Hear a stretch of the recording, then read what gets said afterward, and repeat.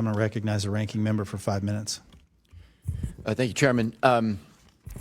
Director Gabbard, as was well covered yesterday in January, you were present at the execution of an FBI warrant at the Fulton County, Georgia election office at the direction of the president and to all appearances in connection with the president's false claims about the 2020 election. The unsealed affidavit submitted by the FBI made zero reference to foreign powers or outside interference. I don't want to relitigate the reasons why you were there, but I do want to know whether as a result of your visit there is credible intelligence in your possession pointing to foreign interference in Georgia in the 2020 election.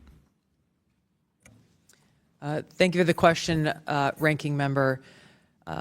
As you know, over each of the previous elections, there is an ongoing effort by different foreign entities. Ma'am, it's a very specific question. Is there intelligence in your possession relative to foreign interference in the 2020 elections? Very simple, straightforward question. We are continuing to look at previous attempts to interfere in our elections and any ongoing threats that may exist for the upcoming elections. Okay, but can I assume that the answer to my question is no, that you have no specific intelligence related to foreign meddling in the Georgia election?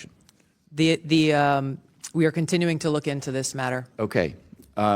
Today, we're taking a closer look at a moment from a recent Senate hearing that's been getting a lot of attention. The exchange centers on a question raised by Congressman Jim Himes and the response from Kash Patel regarding how many non-citizens have voted in U.S. elections.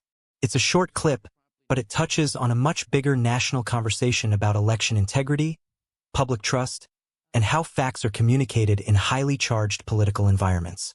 Before we get into it, make sure you hit the like button, subscribe to the channel, and if you want to support what we do here, you can check us out on Patreon at patreon.com/45thperspective. So let's set the stage. During the hearing, Jim Himes pressed Kash Patel with a direct question, essentially asking for a number: how many non-citizens have voted in U.S. elections? It sounds simple on the surface, but it's actually a complex issue. Patel's response, or arguably his reluctance to give a clear figure, is what sparked a lot of reactions online. Some viewers saw it as evasive, others saw it as cautious, and that difference in interpretation is where things get interesting. From Himes' perspective, the question appears to be aimed at grounding the conversation in measurable reality. When lawmakers ask for numbers, they're often trying to separate perception from evidence. In debates around election integrity, there have been many claims over the years, some supported by isolated cases, others amplified without strong data behind them. So asking, how many, is really a way of asking, what's the scale of this issue, and does it justify the level of concern we're seeing? On the other side, Patel's response reflects a different angle.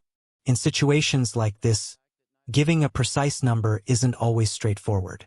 Election systems in the United States are highly decentralized, with states and local jurisdictions managing voter rolls and verification processes.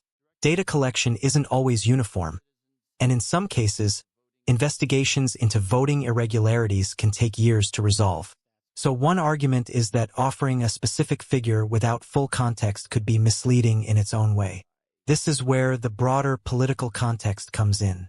Concerns about non-citizen voting have been part of the national conversation for a long time, especially in debates over voter ID laws, immigration policy, and election security. Some policymakers argue that even a small number of improper votes could undermine public confidence, which they see as just as important as the actual numbers themselves. Others argue that focusing too heavily on rare incidents risks exaggerating the problem and could lead to policies that make it harder for eligible citizens to vote. What makes this exchange compelling is how it highlights the tension between those two perspectives.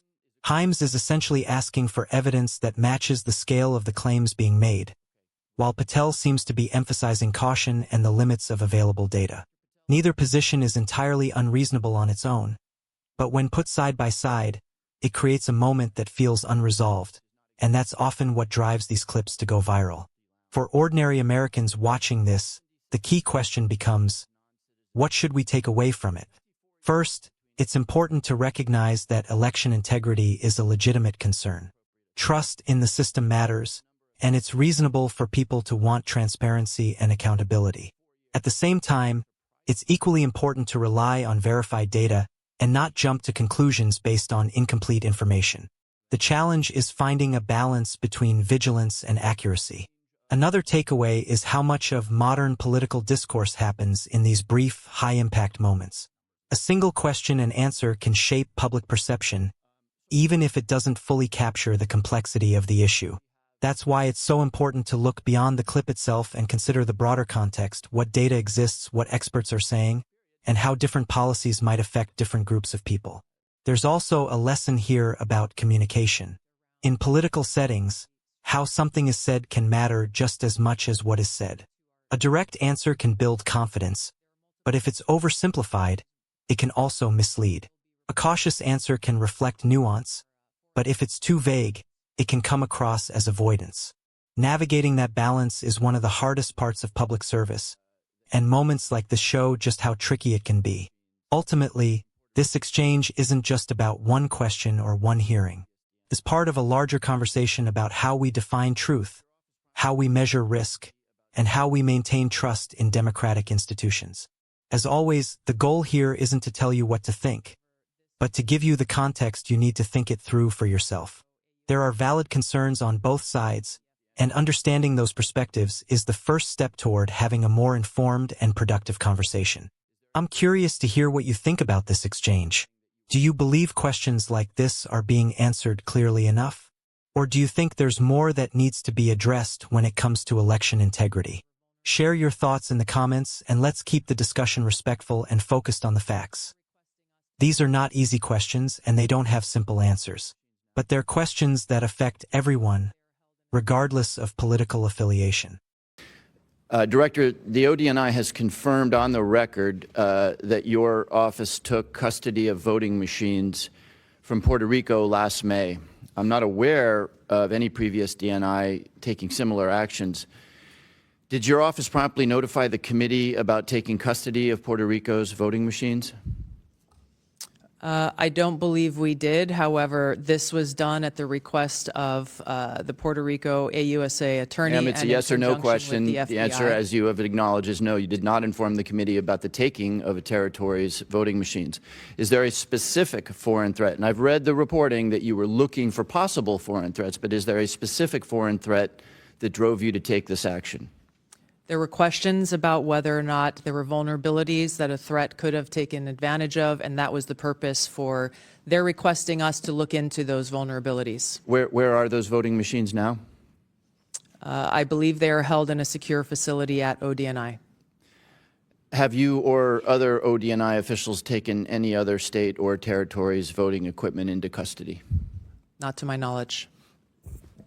I want to turn in the subject of elections to a paradoxical thing. You will all be aware that the U.S. government is apparently going to grind to a halt. The president is going to sign no more bills.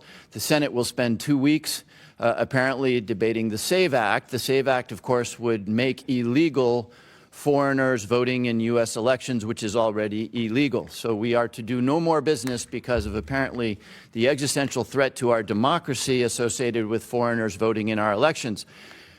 I am therefore puzzled by the fact that neither the unclassified nor the classified threat assessment makes any reference to risk or danger associated with foreigners voting in our elections. Director Patel, how many non-citizens have been convicted of voting in U.S. elections in the last 10 years? The conviction stats are with the Department of Justice. I defer to them on that. You are the director of the FBI. Give me a guess. How many convictions in the last 1 year, 5 year, or 10 years? Ballpark. I don't have that with me, sir. Again, it's with the department. You don't have that. Okay. Director Patel, how many active investigations does the FBI have into foreign individuals voting in U.S. elections? We have a number of investigations, generally speaking, ongoing about individuals across the country. Yeah, I'm asking for that number. I don't have that number with me, but I have a number of them. You have a number of investigations. Okay, is that number 10,000? Is it closer to 10,000 or closer to 10? It's probably somewhere in between. Okay, will you please provide the committee with that number? Yes, sir. Okay.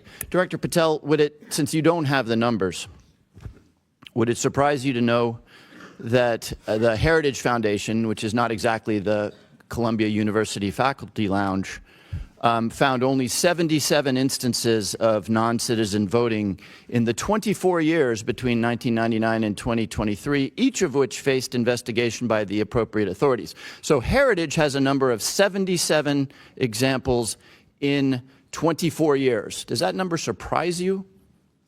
No, because it's low. I don't understand your answer. You asked me if I was Are you surprised by that disputing? number. Are you I'm not. disputing that the number is in the range of 77 examples of non-U.S. citizens voting in U.S. elections in a 24-year period? I just said that number's low. You think that number is low? Okay.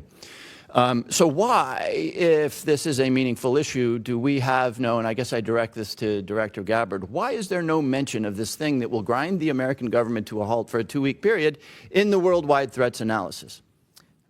This annual threat assessment was shaped around the national security strategy's prioritization of threats to our nation and our nation's interests. There are multiple platforms and venues where there have been and there will be reporting on threats to our foreign threats to our elections. I yield back.